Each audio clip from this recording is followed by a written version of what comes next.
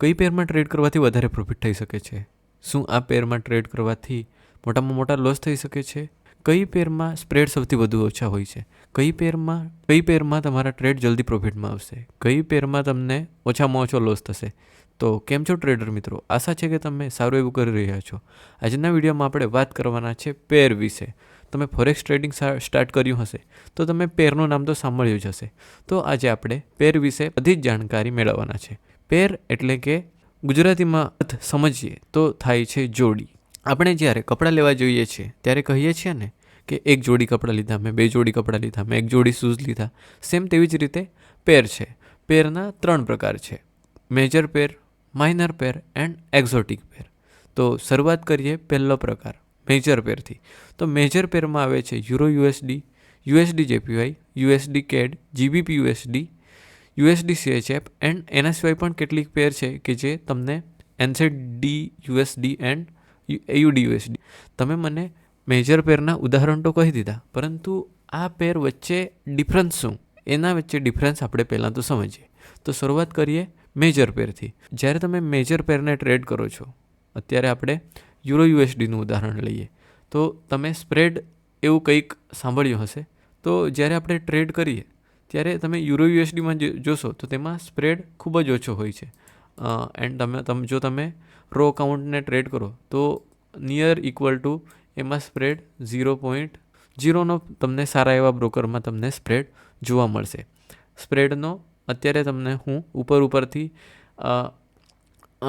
Explain કરી દઉં છું કે સ્પ્રેડનો અર્થ શું થાય છે. જ્યારે બીડ પ્રાઇસ એન્ડ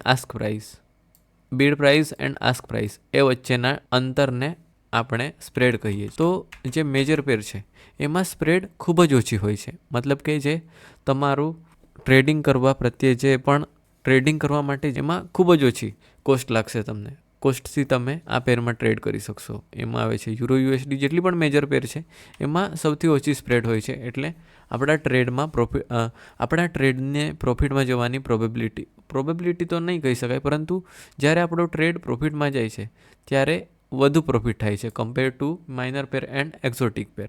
તો જ્યારે તમે નવા છો એન્ડ નવું ટ્રેડિંગ કરી રહ્યા છો તો તમને હું કહું છું કે તમે યુરો યુએસડી છે, યુએસડી જેપીવાય છે, આ પ્રકારની પેરને ટ્રેડ કરશો તો એ વસ્તુમાં તમને પ્રોફિટ જલ્દી મળશે. કેમ? કારણ કે જેમ મેં કીધું કે આમાં સ્પ્રેડ ખૂબ જ ઓછી હોય છે. Stop loss and take profit hit જલ્દી થતા નથી. કેટલીક વાર આવું થાય છે કે તમે સ્ટોપ લોસ મૂક્યો, આ ભાગમાં છે, તમારી પ્રાઇસ છે એ એની નજીક ગઈ. તો જ્યારે મેજર પેર છે એમાં શું થશે કે આ ભાગમાં જશે એન્ડ એના નજીક જશે એન્ડ ત્યાંથી નીચે આવી જશે એન્ડ પ્રોફિટમાં ચાલ્યા કરશે. પરંતુ જેમાં સ્પ્રેડ વધુ હોય છે એમાં શું થાય છે કે સ્પ્રેડ વધુ હોવાને લીધે જ્યારે તમારી પ્રાઇસ તમારા જે સ્ટોપ લોસ છે એની નજીક જશે તો સ્ટોપ લોસ તરત હિટ થઈ જશે એન્ડ નીચે આવવા લાગી જશે. તો એના માટે જો તમે ટ્રેડ કરવાની શરૂઆત કરી રહ્યા છો તો તમે મેજર પેરને ટ્રેડ કરો, કારણ કે એની અંદર સ્પ્રેડ ખૂબ જ ઓછી હોય છે. હવે આગળ વધે માઇનર પેર.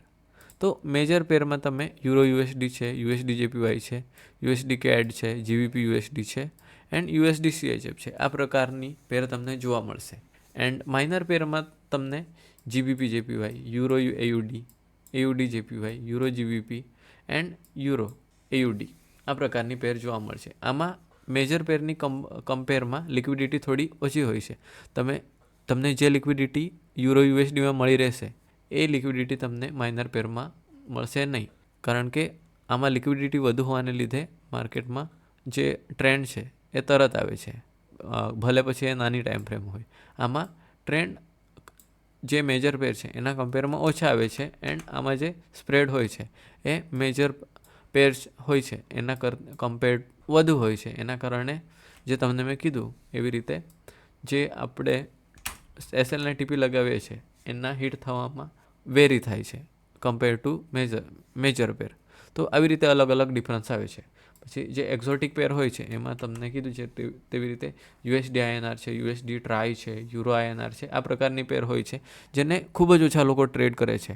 એના કારણે એમાં લિક્વિડિટી ખૂબ જ ઓછી હોય છે એન્ડ એના લીધે એમાં તમને વાઇડ સ્પ્રેડ જોવા મળે છે એન્ડ એમાં ટ્રેડ કરવું નિયર ઇક્વલ ટુ રિસ્કી જ હોય છે, કારણ કે એમાં સ્પ્રેડ વધારે હોવાને લીધે તમે એને ટ્રેડ કરશો તો તમારા સ્ટોપ લોસ હિટ થવાના ચાન્સીસ 99% વધુ હોય છે compare to major and minor pair. માટે જો તમે નવા હો તો અત્યારે ફક્ત મેજર પેર પર ફોકસ કરો એન્ડ પછી ધીરેથી માઇનર પેર પર જાઓ. એના સિવાય પણ અલગ અલગ મેટલ છે. આ તો અત્યારે આપણે આ તો કરન્સી પેરની વાત કરી. એના સિવાય પણ અલગ અલગ મેટલ છે. For example XAUD USD and AG USD, એટલે કે ગોલ્ડ એન્ડ સિલ્વર. અત્યારે તમે જોશો તો ગોલ્ડ એન્ડ સિલ્વરમાં વોલેટિલિટી ખૂબ જ વધારે છે. તો હું તો તમને કહીશ કે તમે અત્યારે ગોલ્ડ છે એન્ડ સિલ્વર છે એનાથી થોડું દૂર રહો. કેમ? કારણ કે જેટલું જલ્દી એ તમને પ્રોફિટ આપશે એટલું જલ્દી એ તમારું પ્રોફિટ લઈ પણ શકે છે. માટે થોડું માર્કેટને સ્ટેબલ થવા દો. અત્યારે ફેબ્રુઆરી ચાલુ થઈ રહ્યો છે, તો અત્યારે માર્કેટની કન્ડિશન થોડી સારી થશે એ હું મારા એક્સપિરિયન્સ પરથી કહું છું. પરંતુ જાન્યુઆરીનું પહેલું અઠવાડિયું છે, એમાં જે લિક્વિડિટી છે, લિક્વિડિટી નહીં, અત્યારે NFP વીક આવે છે. શુક્રવારે હાઈ ઇમ્પેક્ટ ન્યૂઝ હશે તો માર્કેટ કૂક થશે. Monday, Tuesday, Wednesday, Thursday and Friday મોટા મૂવ આપણને જોવા મળશે. માટે માર્કેટ લિક્વિડિટી બિલ્ડ કરશે એન્ડ ફ્રાઈડે એ જે મૂવ આપવાનું હોય એ આપશે. માટે એક અઠવાડિયું તમે થોભી જાઓ એન્ડ શાંતિથી ટ્રેડ કરો, પેશન્સથી ટ્રેડ કરો, તો તમને સારા ટ્રેડ મળશે. બાકી અત્યારે તો તમે પ્રોફિટ કાઢી લેશો ગમે તે ગેમ્બલિંગ કરીને, પણ એકચ્યુઅલમાં ટ્રેડિંગમાંથી જ્યારે તમે કન્સિસ્ટન્ટલી પ્રોફિટ કાઢશો તો સક્સેસફુલ ટ્રેડર બનશો.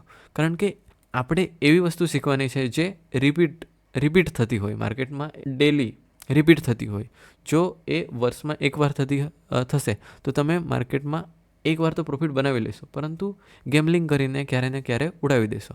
માટે જો તમે નવા હો તો તમે ફક્ત મેજર પેર પર ફોકસ કરો. એન્ડ એમાં બી હું તમને કહું કે પહેલાં તો યુરો USD છે, GBP USD, જેમાં પ્રાઇસ એક્શન ખૂબ જ સારી હોય છે, એના પર ફોકસ કરો. ત્યારબાદ તમે GBP USD બાજુ જાઓ, GBP JPY બાજુ જાઓ. એન્ડ આમાં તમે એકવાર માસ્ટર થઈ ગયા ત્યારબાદ તમે ગોલ્ડ છે, XAUD USD, પછી સિલ્વર છે, એની તરફ જાઓ. બાકી જે નવા છે એઓને તો હું કહીશ કે તમારી પાસે કેપિટલ પણ ઓછું જ હશે, માટે તમે ઓછા કેપિટલ સાથે યુરો USD એન્ડ USD JPYને ટ્રેડ કરો. એન્ડ પહેલાં તમારી સ્ટ્રેટર્જી પ્રત્યે કોન્ફિડન્ટ ડેવલપ કરો. એન્ડ જ્યારે એકવાર તમારો કોન્ફિડન્ટ બિલ્ડ થઈ જશે, તમને તમારી સ્ટ્રેટર્જી પર કોન્ફિડન્સ આવી જશે, તો પછી તમે ગોલ્ડ એન્ડ સિલ્વર જેવી પેરને પણ ટ્રેડ કરી શકશો, જે ખૂબ જ વોલેટાઇલ છે. તો આજે હતું આજનું વિડીયો. માટે પહેલાં મેં તમને કીધું કે કઈ પેરમાં તમને વધારે પ્રોફિટ થશે, તો એ ડિપેન્ડ કરે છે અલગ અલગ પેર પર. ફોર એક્ઝામ્પલ યુરો USD છે, એમાં સ્પ્રેડ ઓછી હોય છે, તો એમાં તમારે પ્રોફિટ થવાના ચાન્સીસ વધારે હોય છે. પરંતુ હું તમને કહું કે કઈ પેર તમને વધારે પ્રોફિટ આપશે એ મેટર નથી કરતું. તમે કઈ પેરમાં માસ્ટર છો. ફોર એક્ઝામ્પલ કેટલાક મારા મિત્રો છે જેઓ ફક્ત યુરો USDને ટ્રેડ કરે છે. કેટલાક મારા મિત્રો છે જેઓ ફક્ત GBP JPYને ટ્રેડ કરે છે. કેટલાક મારા મિત્રો એન્ડ હું પોતે XAUD USD એટલે કે ગોલ્ડને ટ્રેડ કરું છું.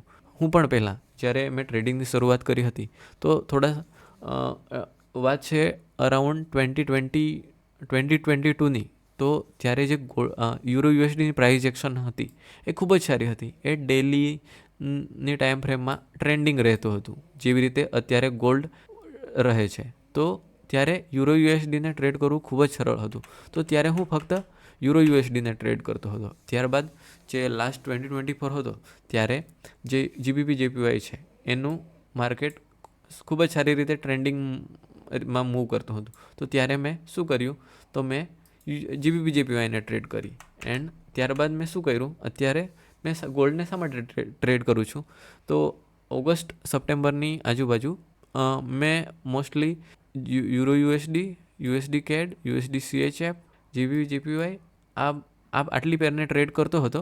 તો એમાં મારી એક લૂઝિંગ સ્ટ્રીક લાગી એન્ડ એની સાથે મેં ગોલ્ડને પણ ટ્રેડ કરતો હતો. તો આ બધી પેરમાં મને લોસ થતા હતા એન્ડ ગોલ્ડ ટ્રેન્ડિંગમાં મૂવ કરતું હતું, તો મને ગોલ્ડમાં સારા પ્રોફિટ થતા હતા. તો પછી મેં જેમાં લોસ થતા હતા એ બધી પેર કાઢી નાખી એન્ડ છેલ્લે જે ગોલ્ડ હતું એમાં ગોલ્ડ હતી એમ મને કન્સિસ્ટન્ટલી પ્રોફિટ આપતું હતું. તો પછી મેં ગોલ્ડને ટ્રેડ કરવાનું ચાલુ કર્યું એન્ડ અત્યારે પણ હું ગોલ્ડને ટ્રેડ કરું છું. તો તમે પણ વધારે પેરને ટ્રેડ ન કરો એન્ડ તમને જે પેર ફાવે છે, મતલબ કે જેને તમે સારી રીતે સમજીને ટ્રેડ કરી શકો છો, જેમાં તમારી જે સ્ટ્રેટર્જી છે એ સારી રીતે કામ કરે છે, તો એવી પેરને ટ્રેડ કરો, તો જ તમે એક પ્રોફિટેબલ ટ્રેડર બનશો. બાકી જો કોઈ તમને ક્વેશ્ચન હોય તો તમે મને કોમેન્ટ બોક્સમાં પૂછી શકો છો. જો તમે મારું ફોરેક્સ ફેક્ટરી વાળો વિડીયો નહીં જોયું હોય તો હું ઉપર આઈ બટનમાં લિંક તમને આપી દઈશ, ત્યાં જઈને તમે જોઈ શકો છો. બાકી જો તમને જે ફોરેક્સ બ્રોકરમાં હું કામ કરું છું એમાં તો પોતાનું અકાઉન્ટ ઓપન કરવું હોય તો હું એની લિંક પણ ડિસ્ક્રિપ્શનમાં આપી દઈશ. પોતાનું અકાઉન્ટ ઓપન કરીને ટ્રેડ કરી શકો છો. તો આજ હતો આજના વિડીયોમાં. જો તમને કોઈ ક્વેરી હોય તો તમે મને જણાવી શકો છો. બાકી મળીએ એક નવા વિડીયોમાં. Thank you.